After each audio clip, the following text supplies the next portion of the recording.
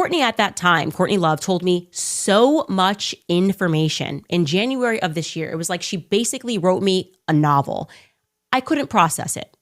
It was information overload. And if she had sent that to anybody but me, someone would have looked at this information and said, oh, this is just crazy. She's crazy. Truly, she's obviously insane, because people that are outside of the Hollywood matrix cannot grasp or comprehend what goes on inside of it. It's spiritually so offensive that we go, there's no way all of this can be going on.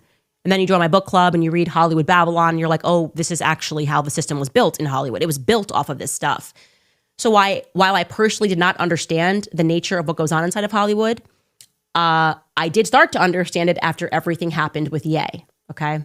I saw it up close, and even I thought Ye was crazy, or like was being hysterical when he turned around to me in my house and he said, when all that was going down and Adidas was canceling him and Gap was canceling him, he was like, are you an op too? Are you an op too? And I was like, what on earth are you talking about?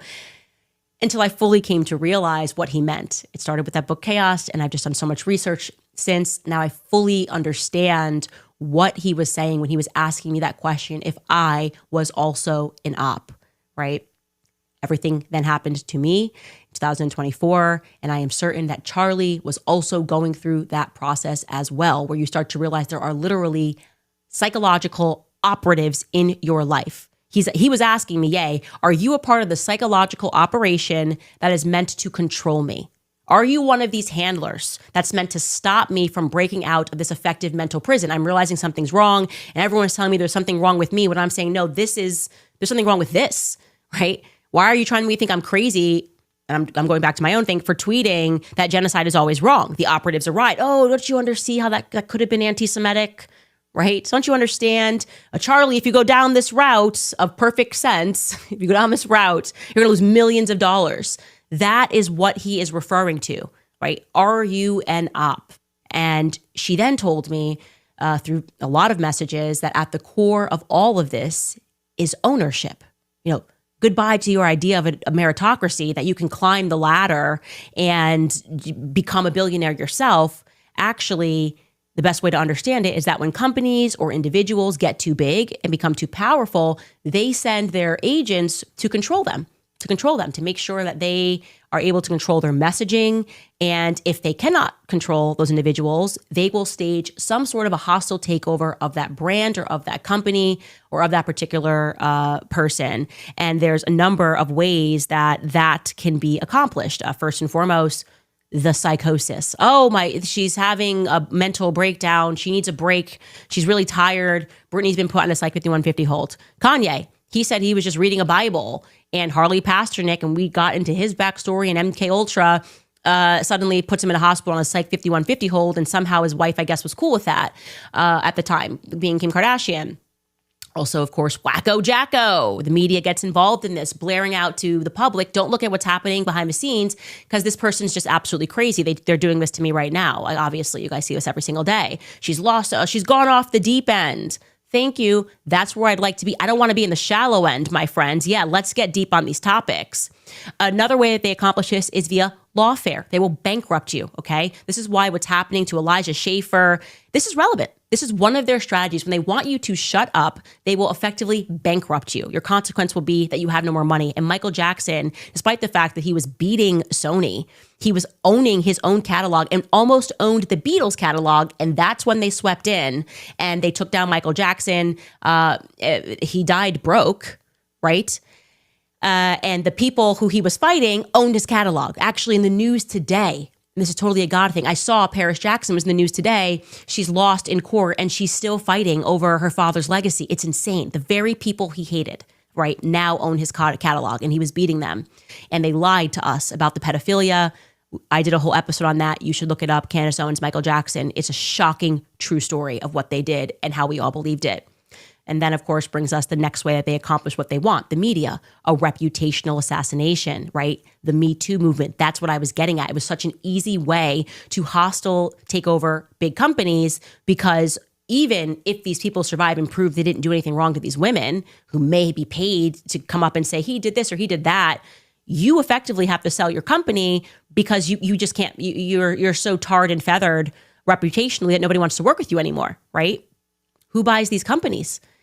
It doesn't matter, like I said, but at the end of the day, whether or not the allegations are true, it's how much damage they can do to you as a person. And of course, the last way that they can hostily take over your company is with an untimely death.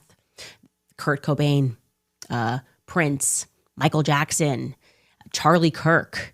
And I should also mention Bob Breyer. Talk about a I don't know, timely or untimely death. I remember My Chemical Romance. You guys remember My Chemical Romance? The drummer, well, he had an overdose at the right time, right? Kind of a crazy story.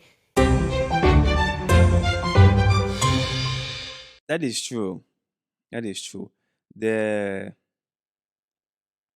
there is, let me just put it this way, right? There are people with interests all over the world. There are people whose interest is to do things in a certain way. And those people are well positioned and they are very, very powerful people. And they can do things that will make your head spin. They have the resources needed to shape reality in a whole different way.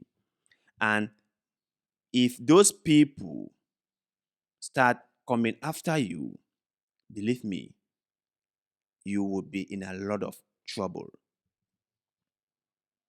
Let's just put it that way.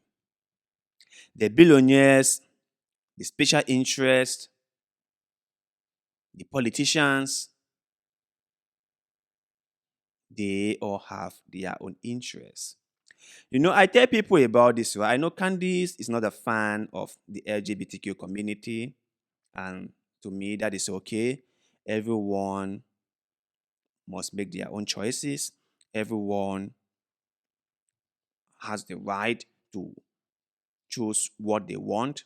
And so I really don't hold people against certain things. I just feel like, well, they have the right to choose what they choose. So I remember when this whole LGBTQ thing was a call for concern in Africa, and how the preachers and the politicians and the special interests were making sure that the whole thing was being painted in a very negative light, and how the upper 1% came together and said this is a very bad thing and we must all fight against it. In a continent that is facing a lot of problems, right?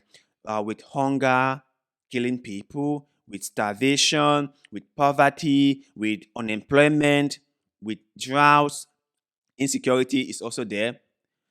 You would think that people would spend more of their time thinking about how to resolve these issues, right? You would think that the politicians will come up with ideas on how to solve problems, and not just ideas, but they will be actively working to solve those problems, right?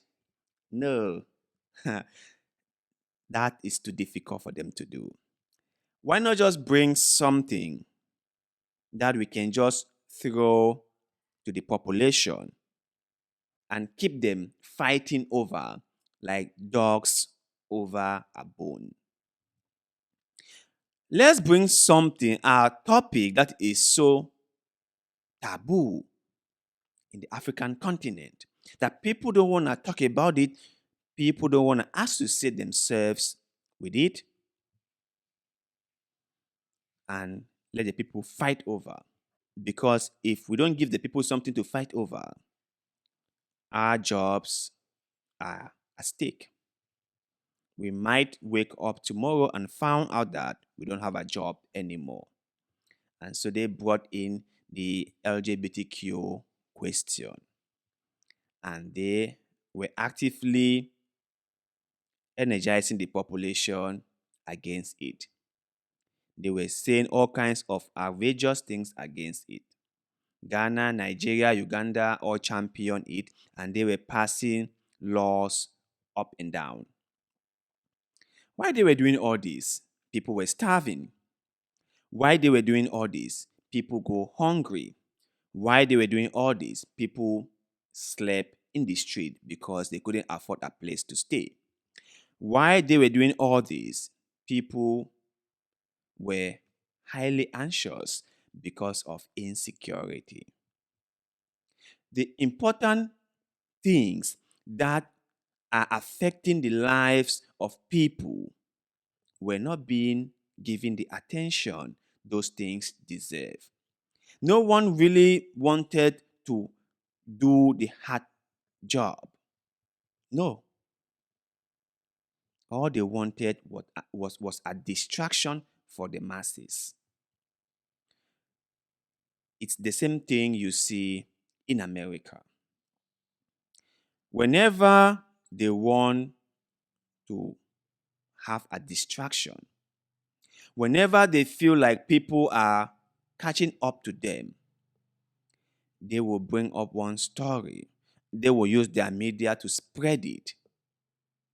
And we will just jump onto it like dogs fighting over a bone.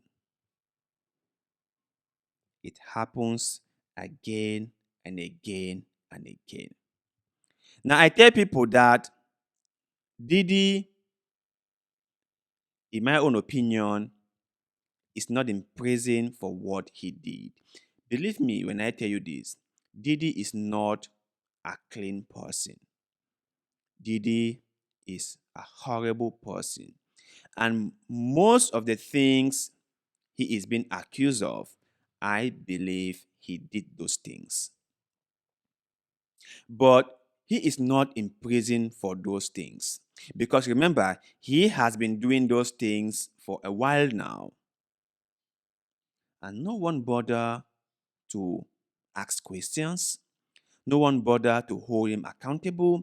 Are you telling me that with all the things he's been accused of doing, the FBI caught on to that now? They did not know about this from the get-go? I don't believe so. They knew about it. They kept quiet about it.